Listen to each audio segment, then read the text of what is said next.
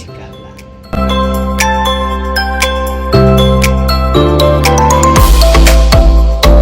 ಪಾಪ ಕಲ್ಲ ಪಾಪ ತಿರ್ಗ ಮಾಡು.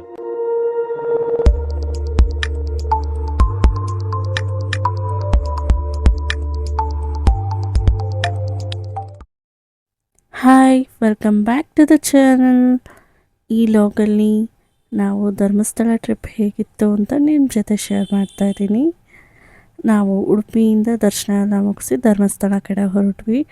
ನೋಡಿ, ಎಲ್ಲ ಫುಲ್ಲು ಟಯರ್ಡ್ ಫೇಸ್, ಎಲ್ಲರೂ ಬಿಸಿಲಿಗೆ ಫುಲ್ ಟಯರ್ಡ್ ಆಗಿಬಿಟ್ಟಿದ್ರು.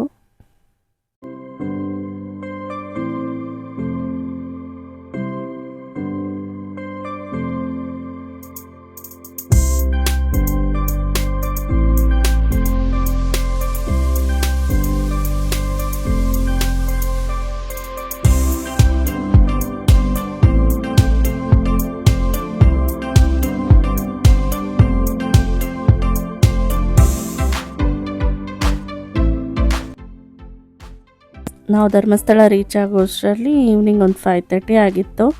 ಮತ್ತು ಒಂದು ಸ್ವಲ್ಪ ರೂಮಲ್ಲಿ ರೆಸ್ಟ್ ಮಾಡಿ ಆಮೇಲೆ ದರ್ಶನಕ್ಕೆ ಹೋಗೋಣ ಅಂತ ಹೇಳಿ ದರ್ಶನಕ್ಕೆ ಬಂದ್ವಿ. ಧರ್ಮಸ್ಥಳ ಅಂತೂ ನನಗೆ ತುಂಬ favourite place. Yearly once compulsory visit ಮಾಡಬೇಕು, ಆಗಲೇ ನನಗೆ ಒಂಥರ ಸಮಾಧಾನ. ಹಾಗೆ ದರ್ಶನಕ್ಕೆ ಹೋಗ್ತಾ ಇದ್ದಾಗ ನಮ್ಮ ಅಪ್ಪ ಅಮ್ಮಂದು ಒಂದು ಕ್ಯೂಟ್ ಜಗಳ ನಡೀತಾ ಇತ್ತು. ಅದನ್ನೇ ಮಾತಾಡಿಕೊಂಡು ಸ್ವಲ್ಪ ತಮಾಷೆ ಮಾಡಿಕೊಂಡು ಹಾಗೆ ಹೊರಟ್ವಿ. ದೇವಸ್ಥಾನದವರೆಗೂ ನಮ್ಮದು ವೆಹಿಕಲ್ನ ಅಲೌ ಮಾಡಲ್ಲ. ಒಂದು 500 ಮೀಟರ್ಸ್ ನಡ್ಕೊಂಡು ಹೋಗ್ಬೇಕಾಗುತ್ತೆ. ಹಾಗೆ ನಡ್ಕೊಂಡು ಬಂದ್ವಿ. ನನಗಂತೂ ಸಿಕ್ಕಾಪಟ್ಟೆ ಖುಷಿಯಾಗೋಯಿತು. ಯಾಕೆ ಅಂದರೆ ದೇವಸ್ಥಾನದ ಹತ್ರ ಆನೆ ಇತ್ತು. ಆನೆ ಅಂದರೆ ನನಗೆ ಫೇವ್ರೇಟ್ ಅನಿಮಲ್. ಹಾಗೆ ಆನೆ ಎಲ್ಲ ನೋಡಿಕೊಂಡು ಸ್ವಲ್ಪ ಫುಲ್ ಎಕ್ಸೈಟ್ ಆಗಿಬಿಟ್ಟು ನಾನು ಖುಷಿಯಾಗಿ ನೋಡ್ತಾ ಇದ್ದೆ. ನಾನು ಈ ಸಲ ಧರ್ಮಸ್ಥಳಕ್ಕೆ ಹೋದಾಗ ಅದು ಆನೆ ಸಾಕುವಂಥ ಜಾಗ ಇದೆಯಲ್ಲ, ಆ ಜಾಗಕ್ಕೆ ವಿಸಿಟ್ ಮಾಡಬೇಕು, ಆನೆ ನೋಡಬೇಕಂತ ಅಂದ್ಕೊಂಡೆ. ಬಟ್ ಲಕ್ಕಿಲಿ ನಮಗೆ ದೇವಸ್ಥಾನದ ಹತ್ರನೇ ಆನೆ ನೋಡೋಕ್ಕೆ ಸಿಕ್ತು. ಪಾಪು ಹಾಗೆ ಹೋಗಿ ಆನೆ ಹತ್ರ ಆಶೀರ್ವಾದ ಎಲ್ಲ ತೊಗೊಂಡು ಬಂದ. ಹಾಗೆ ಒಂದು ಸ್ವಲ್ಪ ಹೊತ್ತು ಆನೆ ನೋಡಿಕೊಂಡು ಆಮೇಲೆ ನಾವು ದರ್ಶನಕ್ಕೆ ಹೋಗೋಣ ಅಂತ ಹೇಳಿ ಹೊರಟ್ವಿ. ಆ ಮಗು ಇರೋದ್ರಿಂದ ನಮಗೆ ಡೈರೆಕ್ಟ್ ಎಂಟ್ರೆನ್ಸಲ್ಲೇ ದರ್ಶನಕ್ಕೆ ಬಿಟ್ಟರು. ಒಂದು 15-20 ಮಿನಿಟ್ಸಲ್ಲಿ ನಮಗೆ ದರ್ಶನ ಆಗೋಯಿತು. ಈ ಸಲ 3 ಸಲ ದರ್ಶನ ಮಾಡಿದ್ವಿ. ಫುಲ್ ಖುಷಿಯಾಗೋಯಿತು. ಹಾಗೆ ನೋಡಿ, ಇದು ನಮ್ಮ ಹೋಟೆಲ್ ರೂಮ್. ಸಹ್ಯಾದ್ರಿಲಿ ನಾವು ರೂಮ್ ಬುಕ್ ಮಾಡಿದ್ವಿ. ಹೋಟೆಲ್ ಆತಿಥ್ಯ ಹತ್ರ ಇರೋದಿದ್ದು. ಧರ್ಮಸ್ಥಳ ಬಸ್ ಸ್ಟ್ಯಾಂಡ್ ಪಕ್ಕದಲ್ಲೇ ಇದೆ. ಯೂಶ್ವಲಿ ನಾವು ಗಾಯತ್ರಿಲಿ ಬುಕ್ ಮಾಡ್ತಾಯಿದ್ವಿ. ಸೊ ಈ ಸಲ ಗಾಯತ್ರಿಲಿ ಸಿಕ್ಕಿಲ್ಲ ಅಂತ ಇಲ್ಲಿ ಬುಕ್ ಮಾಡಿದ್ವಿ. ಬನ್ನಿ, ಒಂದು ಕ್ವಿಕ್ ರೂಮ್ ಟೂರ್ ಕೊಡ್ತೀನಿ.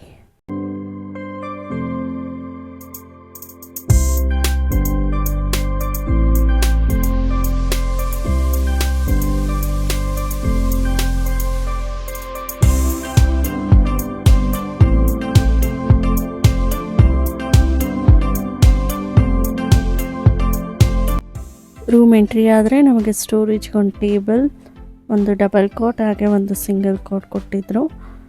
ರೂಮ್ ಸ್ಪೇಷಿಯಸ್ ಆಗಿ ಚೆನ್ನಾಗಿತ್ತು. ಸ್ವಲ್ಪ ಮೆಸ್ಸಿ ಆಗಿದೆ, ಯಾರು ಏನೋ ಅಂದ್ಕೋಬೇಡಿ. ಲಗೇಜ್ ಎಲ್ಲ ಸ್ವಲ್ಪ ಜಾಸ್ತಿ ಇತ್ತು ಆ್ಯಂಡ್ ನಾವು ಸ್ವಲ್ಪ ಟಯರ್ಡ್ ಆಗಿಬಿಟ್ಟಿದ್ವಿ. ಮತ್ತು ಈ ರೂಮ್ಗೆ ಚಾರ್ಜಸ್ ಬಂದು 650 24 ಅವರ್ಸ್ಗೆ. ನೆಕ್ಸ್ಟ್ ಡೇ ಮಾರ್ನಿಂಗ್ ದೇವ್ರ ದರ್ಶನಕ್ಕೆ ಹೊರಡೋಣ ಅಂತ ಹೇಳಿ ಎಲ್ಲರೂ ರೆಡಿಯಾಗಿ ದರ್ಶನಕ್ಕೆ ಹೊರಟ್ವಿ.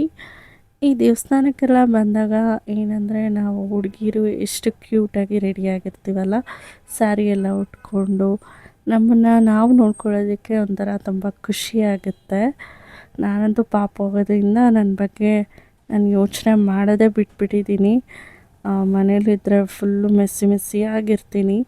ಈ 4 ಡೇಸ್ ಟ್ರಿಪ್ಪಲ್ಲಂತೂ ನಾನು ರೆಡಿಯಾಗಿದ್ದು ನೋಡಿ ನನಗೆ ನಾನು ನೋಡ್ಕೊಳ್ಳೋದಕ್ಕೆ ತುಂಬ ಖುಷಿ ಆಗ್ತಿತ್ತು. ಮತ್ತು ಇನ್ನೊಂದು ರಿಕ್ವೆಸ್ಟ್ ಏನಂದರೆ, ವಿಡಿಯೋಗೆ ಪ್ಲೀಸ್ ಲೈಕ್ ಮಾಡಿ ಆ್ಯಂಡ್ ಸಬ್ಸ್ಕ್ರೈಬ್ ಮಾಡಿಕೊಡಿ. ಸೊ ಪಾರ್ಕಿಂಗ್ ಎಲ್ಲ ಮುಗಿಸ್ಕೊಂಡು ನಾವು ದೇವಸ್ಥಾನದ ದರ್ಶನಕ್ಕೆ ಅಂತ ಹೊರಟ್ವಿ. ನೋಡಿ, ದೇವಸ್ಥಾನ ಎಷ್ಟು ಚೆನ್ನಾಗಿ ಕಾಣಿಸ್ತಿದೆ ಅಲ್ವಾ. ಎವ್ರಿ ಟೈಮ್ ಧರ್ಮಸ್ಥಳಕ್ಕೆ ಬಂದಾಗ ಸಿಗೋವಂಥ ನೆಮ್ಮದಿ ಬೇರೆ ಎಲ್ಲೂ ಸಿಗೋದಿಲ್ಲ. ಧರ್ಮಸ್ಥಳ ಅಂದರೆ ಒಂಥರ ಡಿವೈನ್ ಪ್ಲೇಸ್. ಹಾಗೆ ನಾವು ದರ್ಶನ ಎಲ್ಲ ಮುಗಿಸ್ಕೊಂಡು ಬ್ಯಾಂಗ್ಳೂರ್ ಕಡೆಗೆ ನಮ್ಮ ಜರ್ನಿನ ಸ್ಟಾರ್ಟ್ ಮಾಡಿದ್ವಿ. ಮಧ್ಯಾಹ್ನ ಊಟ ಕೂಡ ಧರ್ಮಸ್ಥಳದಲ್ಲೇ ಮಾಡಿದ್ವಿ. ಅನ್ನಪ್ರಸಾದ ಇರುತ್ತೆ ಅಲ್ವಾ, ಮಧ್ಯಾಹ್ನ ಊಟ ಅಲ್ಲೇ ಮುಗಿಸ್ಕೊಂಡ್ವಿ. ಆ್ಯಂಡ್ ಬ್ಯಾಕ್ ಟು ಬ್ಯಾಂಗ್ಳೂರ್ ಅಂತ ನಮ್ಮ ಜರ್ನಿನ ಸ್ಟಾರ್ಟ್ ಮಾಡಿದ್ವಿ. ಈ ಸಲ ದರ್ಶನ ಮಾಡಿದ್ದು ತುಂಬ ಖುಷಿಯಾಯಿತು. ನೈಟ್ ಒಂದು ಸಲ ದರ್ಶನ ಮಾಡಿದ್ವಿ, ಬೆಳಗ್ಗೆ ಒಂದು ಸಲ ದರ್ಶನ ಮಾಡಿದ್ವಿ, ಮತ್ತು ಊಟಕ್ಕೆ ಅಂತ ಹೋಗಿದ್ವಿ. ಊಟ ಮಾಡಿ ಬರೋವಾಗ ಮತ್ತೆ ಇನ್ನೊಂದು ಸಲ ದರ್ಶನಕ್ಕೆ ಹೋದ್ವಿ. ಜನ ಅಷ್ಟೊಂದು ಇರಲಿಲ್ಲ, ಕಡಿಮೆ ಜನ ಇದ್ದಿದ್ದರಿಂದ ದರ್ಶನ ಕೂಡ ನಮಗೆ ಬೇಗ ಆಯಿತು. ಒಂದು 15-20 ಮಿನಿಟ್ಸಲ್ಲಿ ದರ್ಶನ ಆಗೋಯಿತು. ನನಗೆ, ಪಾಪುಗೆ ಆ್ಯಂಡ್ ನಮ್ಮ ಹಸ್ಬೆಂಡ್ಗೆ ಡೈರೆಕ್ಟ್ ಎಂಟ್ರೆನ್ಸಲ್ಲೇ ಬಿಟ್ಟರು. ನಮ್ಮ ಅಪ್ಪ ಅಮ್ಮ ಎಲ್ಲ ಸ್ವಲ್ಪ ಕಾಂಪ್ಲೆಕ್ಸ್ ಎಲ್ಲ ಹೊಸ್ದಾಗಿ ಮಾಡಿದಾರಲ್ಲ, ಅಲ್ಲಿ ಸುತ್ತಾಕೊಂಡು ಬಂದರು. ಆ್ಯಂಡ್ ನೋಡಿ ಎಷ್ಟು ಚೆನ್ನಾಗಿ ಮಾಡಿಬಿಟ್ಟಿದ್ದಾರೆ.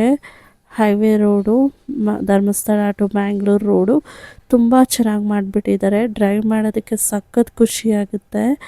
ಘಾಟ್ ಸೆಕ್ಷನಲ್ಲೆಲ್ಲ ರೋಡ್ ತುಂಬ ಚೆನ್ನಾಗಿ ಮಾಡಿದ್ದಾರೆ. ಬಟ್ ತುಂಬ ಟೈಮ್ ತೊಗೊಂಡ್ರು, ಬಟ್ ಓಕೆ, ಅಷ್ಟು ಟೈಮ್ ತೊಗೊಂಡಿದ್ದಕ್ಕೆ ವರ್ತ್ ಅಂತ ಅನಿಸ್ತು ಈ ರೋಡನ್ನ ನೋಡಿದ್ಮೇಲೆ. ಹಾಗೆ ಒಂದು ಬ್ರೇಕ್ ತೊಗೊಳ್ಳೋಣ ಅಂತ ಹೇಳಿ ನಾವು ಸಕಲೇಶ್ಪುರದಿಂದ ಮುಂದೆ ಬಂದು A-B ಹತ್ರ ಒಂದು ಕ್ವಿಕ್ ಬ್ರೇಕ್ ತೊಗೊಂಡ್ವಿ. ಅಲ್ಲಿ ಮಕ್ಕಳದು ಗೇಮ್ಸ್ ಆಡೋದೆಲ್ಲ ಸ್ವಲ್ಪ ಇತ್ತು.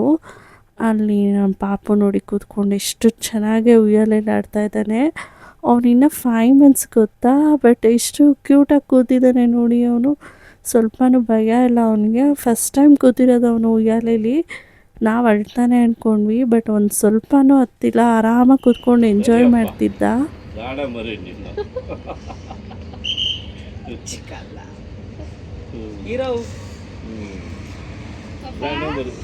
ನೀನು ಆಟ ಆಡ್ಕೊಂಡಿರು, ನಾವು ಕಾಫಿ ಕುಡ್ಕೊಂಡ್ಬರ್ತೀವಿ, ಓಕೆನಾ?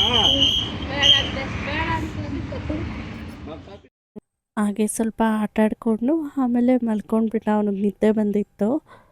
ಆಮೇಲೆ ನಾವು ಹಾಗೆ ಸ್ವಲ್ಪ ಲೈಟಾಗಿ ಏನಾದರೂ ಊಟ ಮಾಡ್ಕೊಳ್ಳೋಣ ಅಂತ ಹೇಳಿ ಸ್ವಲ್ಪ ಊಟ ಮಾಡ್ಕೊಂಡ್ವಿ.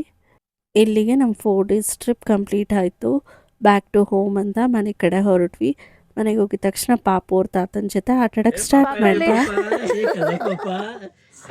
ಏ ಪಾಪ ಎಲ್ಲಿ ಪಾಪ, ಕಲ್ಲ ಪಾಪ, ತಿರ್ಗ ಮಾಡು. ಏ ಪಾಪ ಎಲ್ಲಿ ಪಾಪ, ಕಲ್ಲ ಪಾಪ, ಪಾಪ ಎಲ್ಲಿ ಪಾಪ, ಕಲ್ಲ. ಹೋಪ್ ಈ ಲಾಗ್ ನಿಮ್ಗೆ ಇಷ್ಟ ಆಗಿದೆ ಅಂತ. ಇಷ್ಟ ಆಗಿದ್ರೆ ಸಬ್ಸ್ಕ್ರೈಬ್ ಮಾಡೋದು ಮರಿಬೇಡಿ. See you in the next log.